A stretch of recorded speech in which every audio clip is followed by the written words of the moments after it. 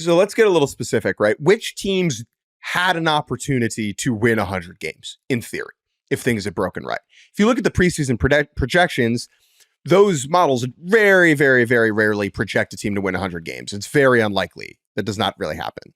That being said, the Braves were pegged for 98. And I would say that over the course of the season, the teams that had a sniffing chance at this, Baltimore, New York, the Yankees, not the Mets, Cleveland, Atlanta, Philly, and LA. I want to begin with the Braves because they're kind of the easiest discussion. Arguably the best hitter on the planet, best position player on the planet, Ronald Acuna Jr., was meh for 2 months and then his leg exploded. And Spencer Strider, who's a top 3 pitcher in the world, blew out at the beginning of the season. That's it. I think that when you take those two guys away, both could have been worth 6.5 to 7 wins. I mean, they're your 14 wins.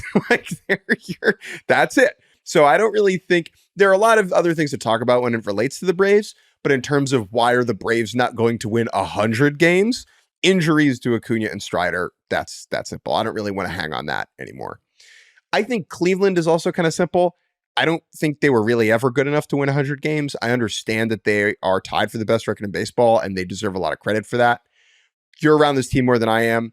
The talent on the roster, particularly on the pitching side, just doesn't seem like it's ever been, the ceiling's never been there. Yeah, I mean, that's something that they're clearly trying to patch in a pretty dramatic way. I mean, we just saw Matt Boyd look very good.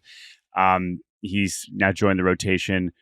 But they have benefited from like their offense was good enough to give them enough leads early in games. And then now we have a bullpen that is honestly, at least statistically, been so far and away the best in the league that they've just converted so many close games to wins in a way that is a good way to kind of get out ahead of it. And now they're trying to balance things out and by trading for Lane Thomas and trying to add some of these veteran pitchers, they're trying to balance out the roster. And that's a tough thing to do. Like they had to have known that there was a level of regression coming. But I think that ultimately what happened was they were able to bank so many wins, which they count the same. Those wins that you bank in May are going to count the same that they do in September, but they're not going to feel as important. And that's what a lot of these teams, that have had big leads are not exactly feeling that way. The way Seattle was up by 10 games and Cleveland was up by a ton of games and the Dodgers were up by a ton of games. In that way, it doesn't feel like those wins are worth the same, but ultimately they are. And that's why they're still going to be relevant at the end of the season here. And I would say injuries are applicable to 2 other teams here, and that would be the Orioles and the Dodgers, particularly on the pitching side with both of these. The Dodgers losing Mookie Betts for that extended stretch is not going to be the difference between 100 and 95 wins. It could be, but losing him, obviously, that's a big one. Losing Muncy, that's a big one. That was not baked into our understanding of these teams. And then the Dodgers have just had so many pitching injuries, and we'll touch on that a little bit later. The latest being River Ryan, who's going to get Tommy John surgery. But they just haven't gotten anything from Buehler. They haven't gotten anything from Bobby Miller. They've had Yamamoto's been out for an extended period.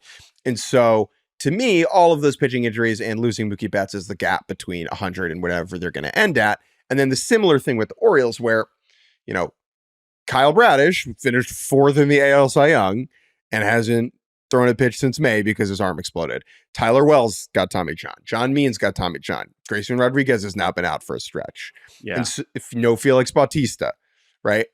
I think the Orioles, the lack of their pitching is just not good enough really to be an 100-win team. Some of that is injuries. Some of that is that the front office, hasn't shown the ability to develop internally to the same extent as they have on the hitting side.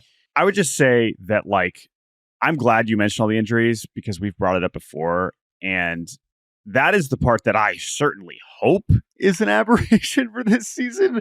I mean, I don't necessarily feel like that will definitely be the case, certainly in terms of the pitching, because of just that's kind of where we're at with pitching in 2024 and what we're in theory going to keep moving on forward before we find the magic, making sure my elbow doesn't hurt, medication.